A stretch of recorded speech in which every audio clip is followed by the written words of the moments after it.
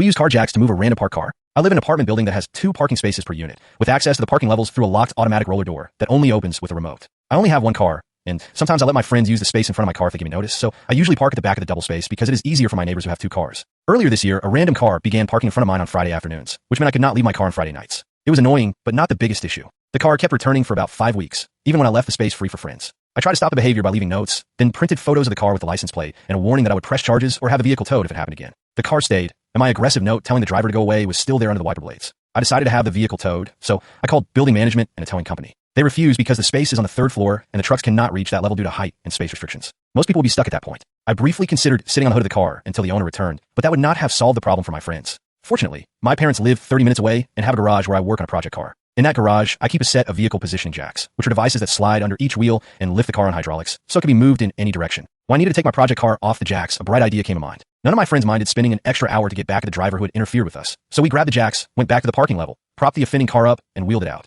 6 of us can easily move a small hatchback, so we pushed it across the level slowly and carefully to an area without parking, next to a load-supporting pillar that had enough space for a car behind it. The spot was dimly lit and completely out of the way. Usually a motorbike is parked there, but the rider is not supposed to use that space, and I doubted he would mind. We dumped the car between the pillar and the wall, with the nose pointing toward the wall, took back my angry note and the jacks, and left to enjoy the weekend. When the driver returned on Monday afternoon after the long weekend, the car was still there, which was no surprise because there was only about a foot of space between the car and the pillar, and another foot between the car and the wall. The front wheels had been turned, so we guessed they tried to move it out, but were unsuccessful. The car eventually disappeared later in the week, though I'm not exactly sure how they managed it. I never saw that car again.